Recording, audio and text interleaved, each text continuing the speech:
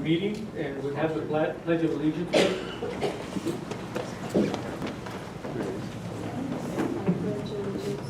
To the flag of the United States of America and to the republic for which it stands, one nation, under God, indivisible, with liberty and justice for all.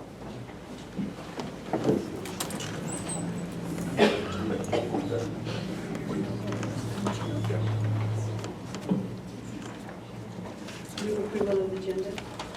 There's a motion on the floor for moving the agenda forward. Is there a second? For whom? Okay. Any discussion?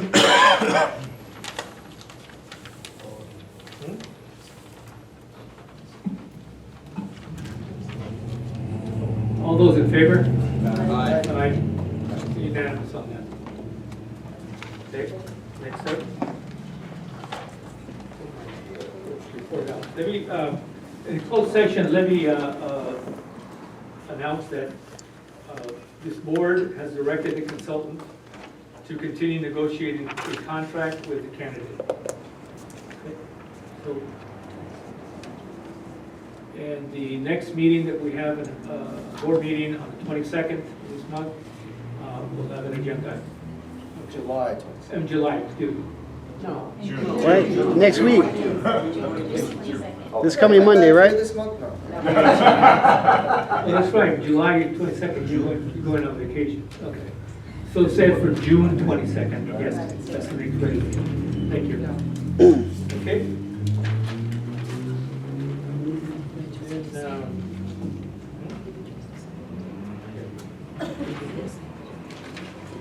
So moved.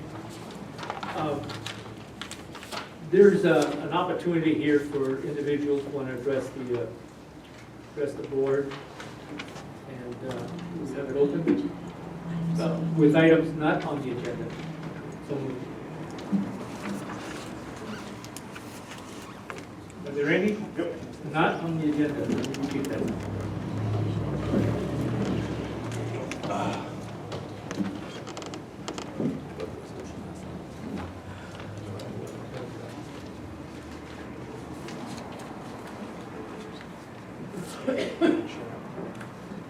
Hello, my name is Sean Henry, parent with Children's District.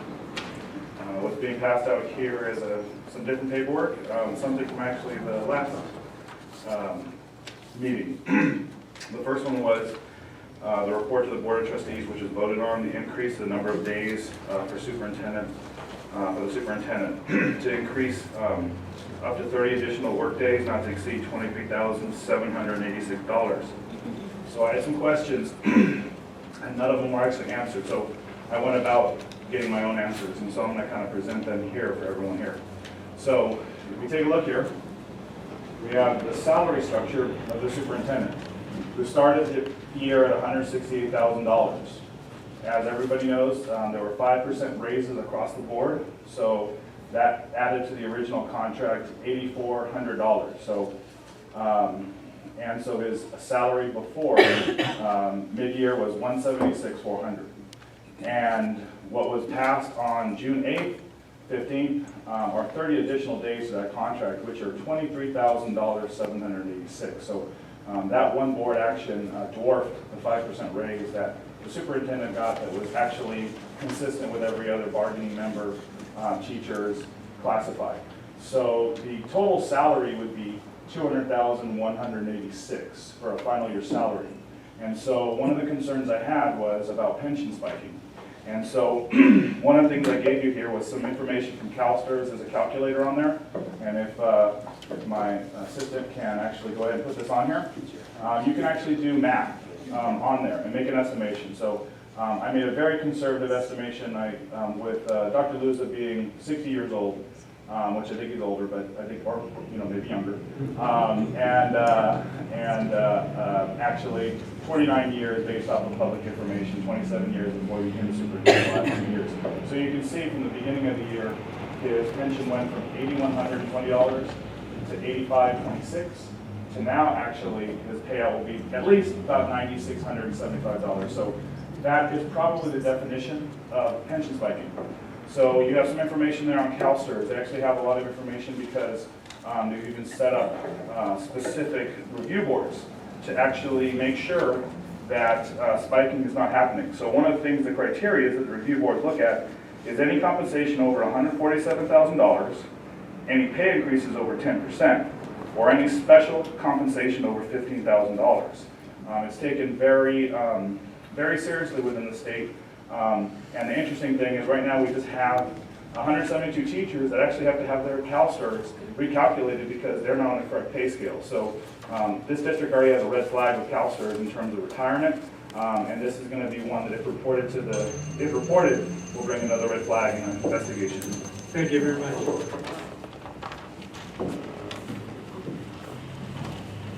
These are items not on the agenda. Your name, please. Hi, good evening, Frank Garden, father of 2 kids in the district. So I'm here to talk about what you just heard from Sean. I also work as a labor representative here locally in Salinas. A lot of you already know that.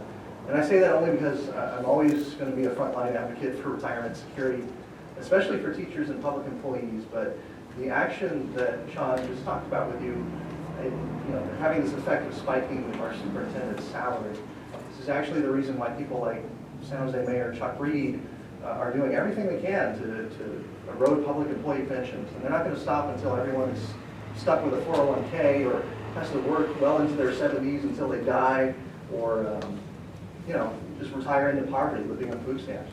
So when Sean and I plugged these figures into the CalSTRS website last night, and like you said, we're being conservative here with the numbers, it really amazed us that the 30 additional days you authorized, it's actually going to generate another $1,100 per month in his retirement payment. $1,100 per month. So the calculations are there in the handbooks we gave you. Perhaps the board could have considered another option. Last Monday there was very little discussion, but Sean asked a great question about whether the board had considered entering into a one-time agreement with the superintendent to stay on as a consultant. It's totally permissible under the pension rules, but his compensation would not count toward his retirement credit. I just want to be clear here, I'm not trying to scold you or lecture you. We just want to make sure you have a very full understanding of the decision you've made and the impacts it has on our school finances. On the last page of that handout I gave you, Sean talked a little bit about this, but the criteria for the CalSTRS to investigate pension spiking, there's that 3 criteria. When they do an audit, first, compensation over $147,000, and check a box right there, that criteria is met. The pay increase has to be over 10%. Obviously, $23,000 is more than 10% of his annual income. And special compensation over $15,000. So the action you took last week also meets that test. I really just want to count on you guys to do the right thing here. We just want to ensure fiscal accountability in our school district.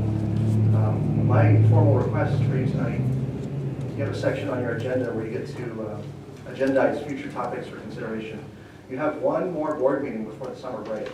So you still have an opportunity to reverse the authorization of the additional days. And perhaps you didn't fully understand what you were doing last week, but if you simply agree that our superintendent has fulfilled his contract terms at this point, and if you feel like you need to bridge the gap between his administration and the next administration, that's perfectly fine. We understand that need, or else Ms. Willingham would not have extended her time on the books, and we think that's a noble thing to do. So you can enter into this one-time arrangement with Dr. Luza to stay on as a consultant. And the additional compensation will not be factored into his pension calculation. So please seriously consider that option, and I hope we've been able to make this a little more understandable now. Thank you very much. Okay. You have anybody else in the public? Say none. Okay, next item, which is consent item.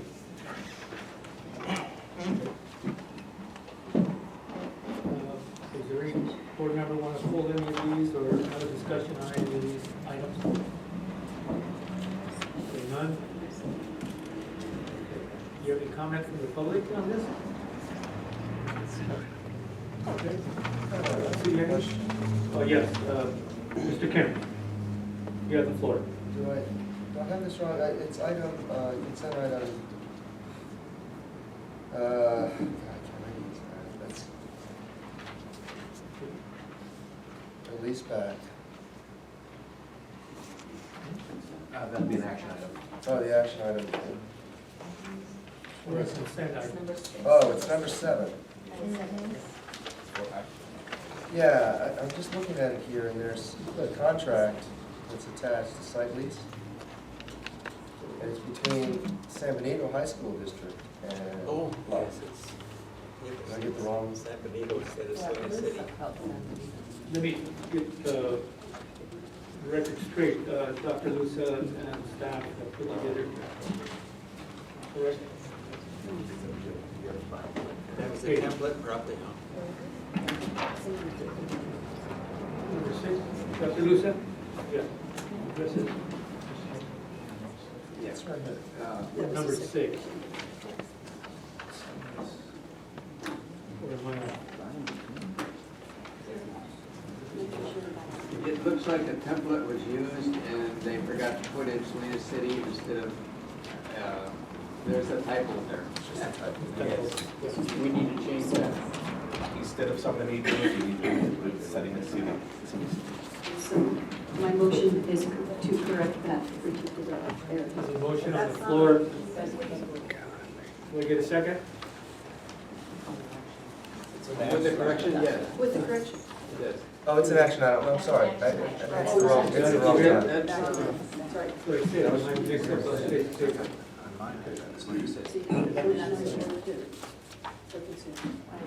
So a motion on the board for consent? Second. So second. Any discussion on these items? Okay. Okay, I'll call for the vote. All those in favor? Aye. Aye. 5-0. Okay. Next item is action item. Number 1, teacher of special assignment preschool job description. Yes, ma'am. Thank you, Mr. President. This job description was brought to you for information last meeting, and we need this additional support for the preschool program. Any questions of the item on the agenda? Seeing none? Okay, any other items? Yeah. I just, I'm kind of piggybacking on what Pamela Connor said last time when trustee Barnes had asked about how can we increase our reserves and save money, and you know, we're starting to we're hiring quite a few new people. Not that we don't need some new people, but it seems like it's all happening at one time, and that there's a lot of people being hired. That's a lot of money right there going out, and I just wanted to point that out, that we're increasing a lot of our numbers that way. Thank you very much for your comment. And then on this action item, again, number 1, so read, I get a second, a motion on that? Move approval of the special assignment for school job description. Ms. Barnes, so move. We get a second? Second. Second. Mr. Kim? Any discussion? well, Yes, sir. we're having more and more preschool students, right? Mhm. Our enrollment has been going up. Yes, and also the funding, The funds come in this preschool. position is funded through the preschool funding. Right. It's, right. Well, I figure we have bigger enrollment, we have Yes, more, and we actually have, more money. we actually have a very healthy reserve that we cannot maintain. We're not allowed by state rules to maintain the reserve in our state preschool. So we would like to provide the support for our preschool staff that our K through 6 will have with an academic coach. So we have the funding within the program to provide that, and it is not impacting the general fund or reducing the number of preschool Right. teachers. We can afford it. Yes, we can afford it. Thank you. Question answered? Yes, From thank them. you. Okay. Any other comments or questions? Okay. I'm calling for the vote. All those in favor? Aye. Aye. 5-0. Okay, we're in item number 3. This is the coordinator special education job description. This is okay, number 2, excuse me. Food services supervisor job description, excuse me. Thank you, Mr. Go President. ahead. This job description was also brought to you last time for information. As you know, we have a very large, successful food service program, and we need a new job description for a soon-to-be hired new supervisor Replace a retired nurse. to replace a retired. Okay. So explain during the meeting. Okay, do I, any questions on that? Go ahead. I'd just like to make a comment about it. I was reading the job description. It's really impressive. I mean, the person that gets this job is incredibly talented. I mean, $5.5 million enterprise, and it was the federal and state regulations, the food service budget, the procurement of food.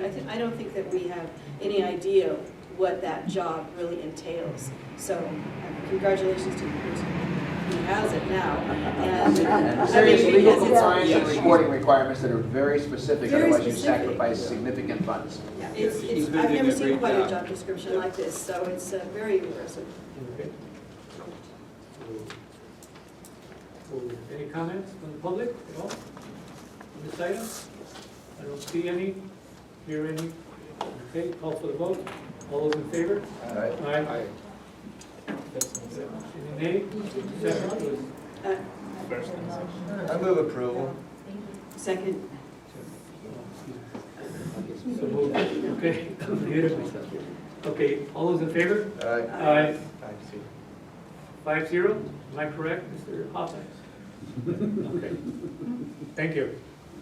Number 3, now we're back to number 3. Special education job description, coordinator. Again, Thank you. This again was brought to you for information last meeting. We just heard some numbers from our special ed department. We have over 800 students that are being served by our special ed department. So there is certainly a need to have assistance in coordination of services. any questions from the board? Just a clarification, fiscal impact of this is coming out of general fund, correct?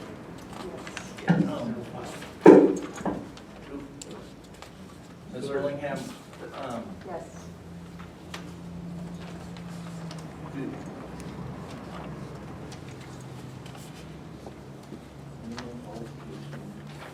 you need a administration credential, correct, or no? Yes, they do. Oh, thank you. Okay. Right. Scared me there for a minute. I know, I was going, what? All right, thank you. Yes, sir. That wall, that's important. I saw it, thank you, thank you. Any other questions with that? Public? Any comments from the public? Okay, I'm calling for a motion. Motion approved. So made, second. So second, for the record. Any comments at all? Question? Okay, say none. All those in favor? Aye. Aye. 5-0. Any nays? 3 and 4 is 5-0.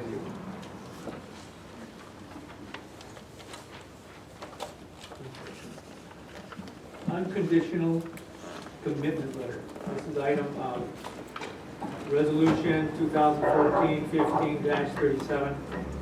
Mr. Stratton? Yes. Mr. Place Board, I'll read for the governing board of the Salinas City Elementary School District, Monterey County, California, unconditional commitment letter, resolution number 2014/15-37.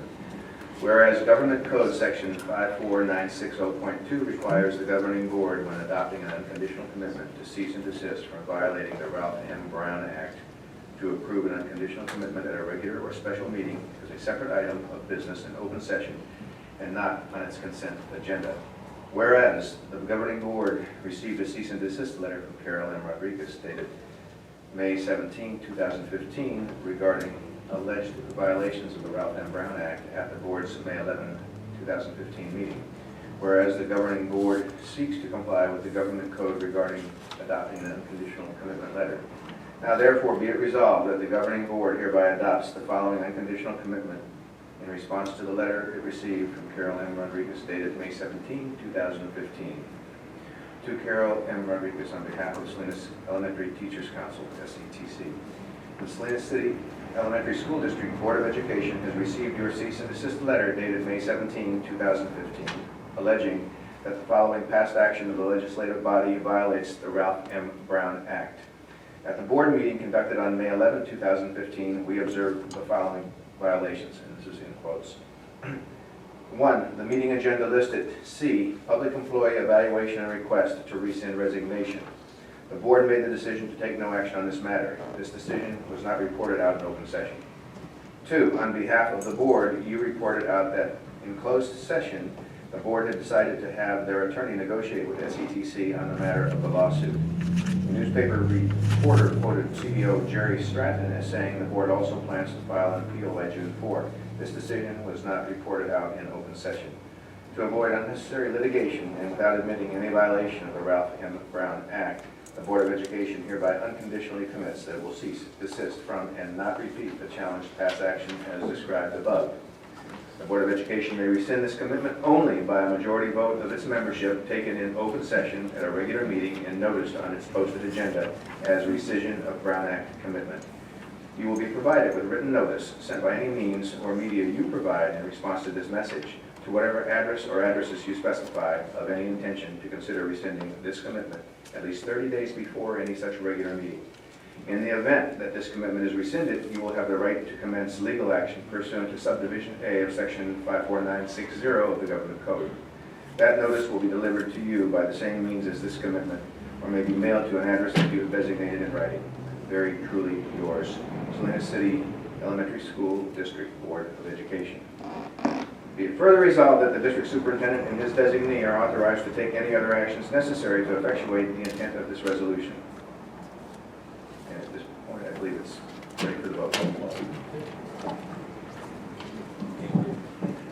Mr. Garcia? This is roll call. Move adoption of resolution number 2014-1537. So moved by Mr. Kim, second by Mr. Larson. Okay. Any comment from the public? I hear none. Okay. Call for the vote. Okay, Mr. Garcia? Yes. Mr. Hoffman? Yes. Mr. Kim? Yes. Mr. Larson? Aye. Ms. Barnes? Aye. 5-0. Thank you. Thank you, Mr. Stratton.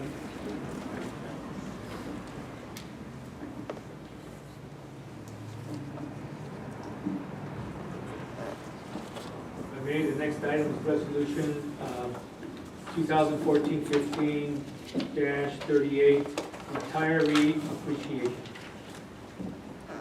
Dr. Lusa? Yes, the administration requests the board to approve the resolution 2014-15-38, resolution of appreciation for Ms. Deborah McNeil.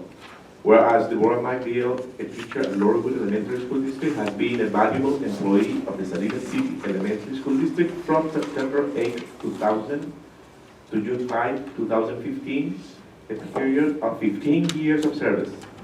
And whereas Ms. Deborah McNeil has long been recognized as outstanding employee and citizen of this community, and whereas Ms. Deborah McNeil has served the district faithfully and well.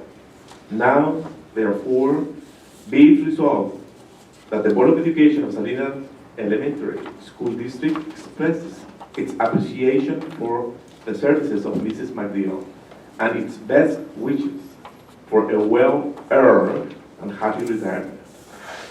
The foregoing resolution is asked to be passed by the Board of Education of Salinas City Elementary School District. Well, I'll move approval. Second. Second. There's a motion and a second on the item. Any comments from the public? Saying none? Okay. I'll call for the vote. Roll call? Ms. Garcia? Yes. Mr. Hoffman? Yes. Mr. Kim? Aye. Mr. Larson? Yes. Ms. Barnes?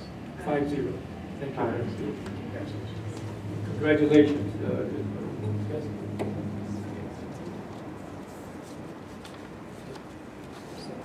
Okay, I'm going to number 6, resolution 2014-15-39, 39 preschool. Dr. Lucia? Ms. Bridger. The district applied for continued state funding preschool funds, and they've received a contract offer back from the Department of Education, encumbering $1,254,169 for us to provide a state preschool program. In order to accept that contract, we need to have a resolution. So resolution 2014-15-39. This resolution must be adopted in order to certify the approval of the governing board to enter into this transaction and subsequent amendments with the California Department of Education for the purposes of providing child care and development services, and to authorize the designated personnel to sign contract documents for the fiscal year 2015-16. Be it resolved that the governing board of Salinas City Elementary School District authorizes entering into the local agreement number CSPP-5288, and that the persons who are listed below are authorized to sign the transaction for the governing board. It lists Dr. Juvenal Lusa, current superintendent, Gerald Stratton, assistant superintendent, and myself, Mary Pritchard, director of governing board. I recommend Okay. Any Motion comments? to approve, sorry, There's a motion on the floor. Yes, go ahead. to approve resolution 2014/15-39 preschool. Second. Motion and second. Any comments from the public? Seeing none. How about board members? Seeing none. All those in favor? Roll call. Excuse me. Mr. Garcia. Yes. Mr. Hoffman. Yes. Mr. King. Aye. Mr. Larissa. Aye. Ms. Barnes. Yes. 5-0. Okay. This would be the next item, number 7, which is in reference to Black Construction Company. Mr. Stratton. Thank you, Dr. Lucia. President of the board, trustees, my peers, and folks in the audience. I'd like to take a couple of minutes because this is really, really important. If you'll recall, at our previous board meeting, we asked to pull the lease-leaseback contract from the consent agenda. We had acted in good faith based on current law and contract law in the state of California in preparing that for you, and it was completely legal.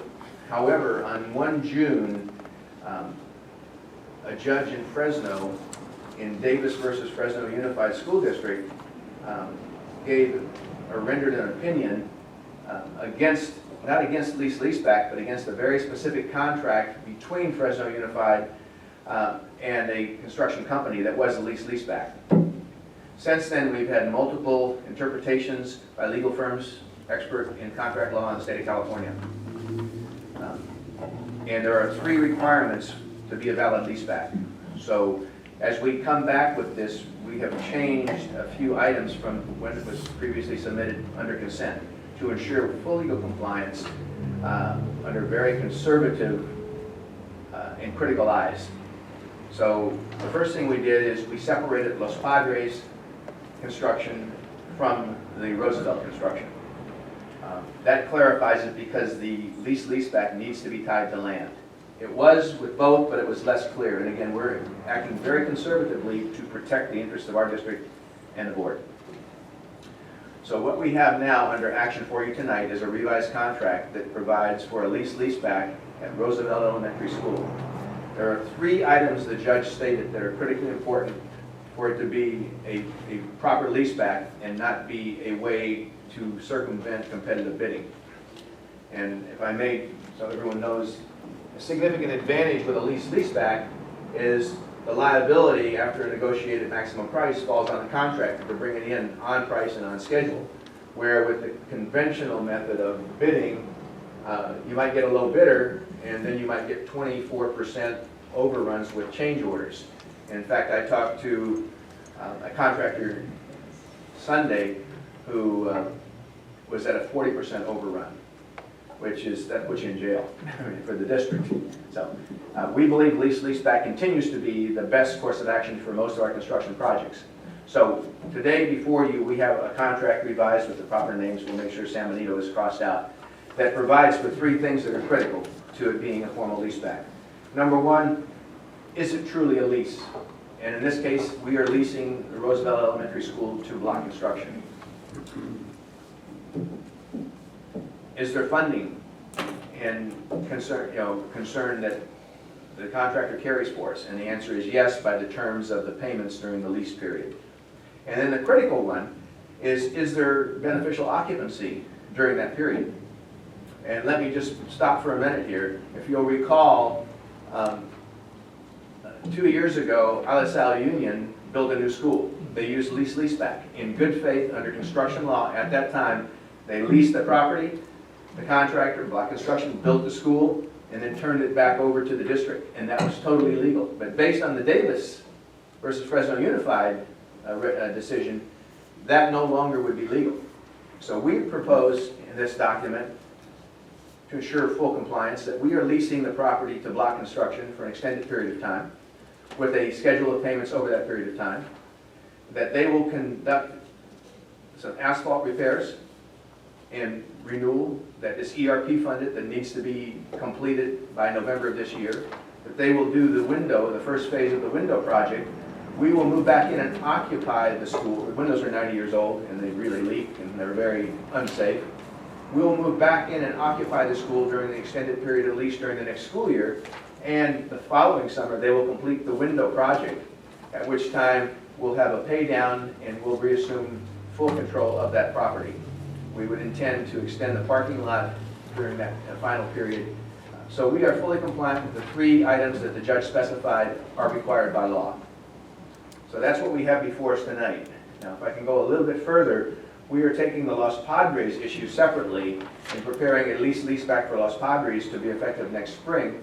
And we would lease the Los Padres site to a contractor to do that complete asphalt, to move the 3 portables to extend the play area because we're in a very constricted site there, and to also do a renovation of the old multi-purpose facility so that we will be able to move the existing library and existing computer lab into that facility and regain 2 classrooms. Again, it'll be over an extended period of time. We'll have beneficial occupancy during the year for Los Padres, so we'll be fully compliant.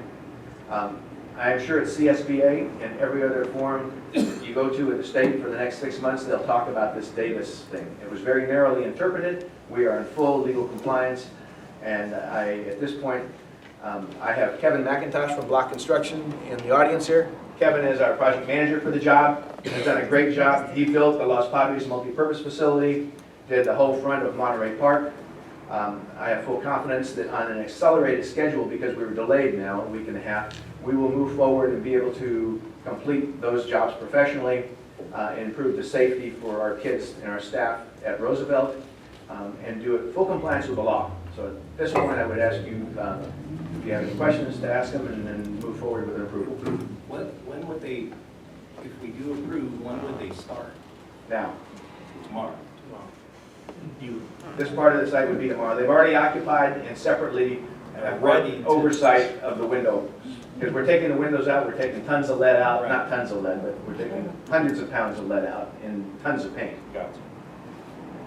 And we'll be able to reoccupy and safely and securely provide instruction for the 15-16 year in August.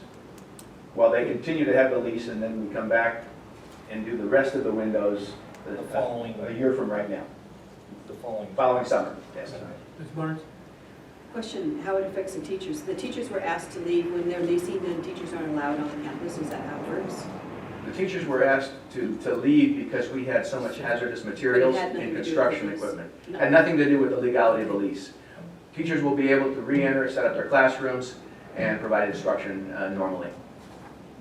Now, we have a prohibition on employees accessing the facility now just because of the construction and the hazardous materials.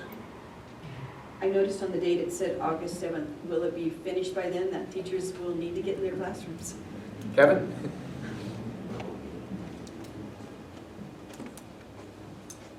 Good evening. Yes, we will be finished before and ready for teachers to occupy and moving for instruction at Roosevelt.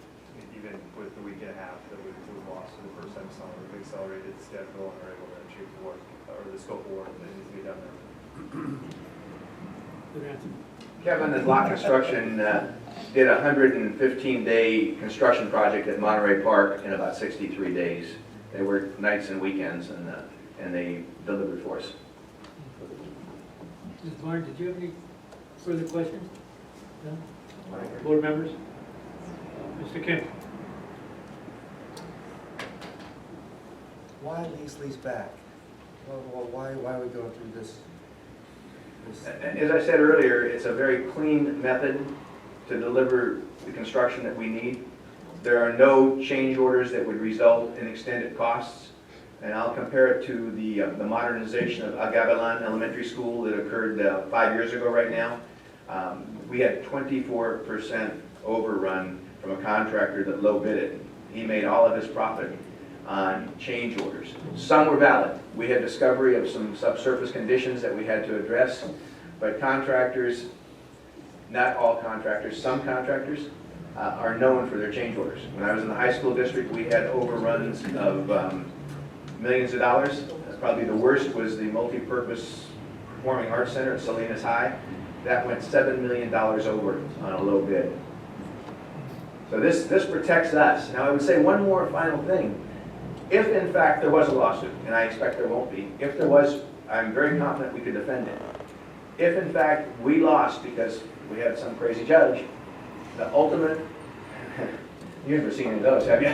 The ultimate liability would then rest with the contractor to provide the money back to us. So we are very well covered, and I'm very comfortable asking you to approve it. Larry? I was going to motion to approve. One other thing that I noticed, other than the name, is that there's no legal description in Exhibit A. Okay. We have that to add. Is that amendment? There's a motion? Comment. Motion and comments from the public? I Prior to just that. want to know from the teacher's side, because I've been through two different, in Sherwood, when they put on all the portables in Sherwood and when you built Broad and Meadows, that teachers are helped and supported through this because it's very difficult. If they're not done until August 7th, that's Friday before they need to start school on the next Wednesday. And we only actually have one paid workday, and typically teachers come in for 1 or 2 weeks, kind of on our own schedule because we're not being paid. We kind of come in a little here, a little there, we work it around our last minute doctor appointments or whatever. And to do it all so forced in such a short time, I'd like to make sure somehow that teachers are supported. They're going to need that weekend to be able to get in there, and of course as soon as block construction's out of there, if they're out at 3 in the afternoon, that might be when some teachers, that's when they have to come in. So I don't know how that can be, somebody can sort of watch over that teachers are accommodated in that way. I'd be happy to respond to that briefly. We'll absolutely support the reentry of teachers in the setup of the school year. We don't want to detract anything from the educational delivery process to our 700 kids at Roosevelt or at any other site. Our intent would be, as we roof into the asphalt and do the windows, to clean up and allow some earlier occupation of select parts of that campus. And we have the central avenue entrance that could facilitate that. We'll make sure we're safe while we're doing it, but we'll make darn sure that you have every reasonable opportunity to have everyone set up and ready to teach on day one. So heard. I'm open for a motion. Motion. There's a motion made. Mr. Larson, and second by Ms. Barnes. Any comments from the public? Board members? Being none from the public, and call for the vote. All those in favor? Aye. Aye. 5-0. Thank you. The informational items, again, Ms. Belinda, thank you very much for your presentation. Thank you. Oh, this is pretty straightforward. This is our quarterly report for Williams complaints, and we did not have any filed.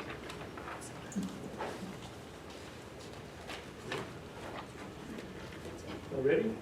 Thank you. Questions? So now, item number 2. This is an update of a job description for delivery truck driver. Our current delivery truck driver has left us to be a police officer for the city of Salinas. So we wish him well, but we did need to update the job description. The responsibilities and the duties of this position are basically the same. It's a position where they deliver our materials and mail to the sites.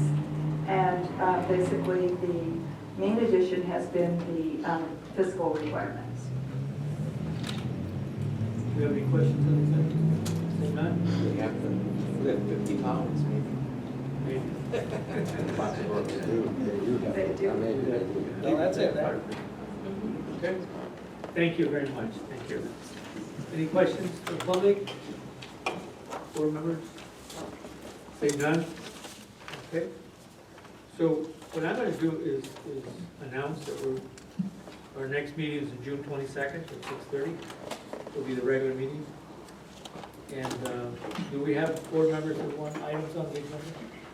Ms. Barnes, and then Ms. Thompson. I just have, not to be agendized, but I would like to request Mr. Stratton to address the allegations from Mr. Henry concerning the pension spiking. If you could research that and let us know what the reality is. Absolutely. Thank you. Thank you. Yeah, I mean, and if the report is positive, that it was a spike, I'd soon not have trouble with STRS. And I'd be happy to have Juvenal stay on as a consultant if that's, if that's the best thing for us. But I would like to also add that the same for Mrs. Willingham, you had the same situation extending, is that correct? Your time, I mean, as far as a possibility of addition? But I do not believe I extended it. Okay, I just want to make sure if it's the same situation that we look at both at the same time. Absolutely. Okay, thank you. Slow down. So, okay. Anything else? Other items? Okay, so none. We now are. The audience, yes. Your name, please, for the record, and West Wyatt Parent. I just started thinking about that, the SARC reports. You know, we were supposed to have an update every single board meeting, and we had a timeline for that. I've never seen that on the agenda. Is that going to be something that's going to be on the agenda this next time? I'd like to see where that's at. sorry. Maybe we could put that on the next agenda with an update on that report. So done. Noted? Okay.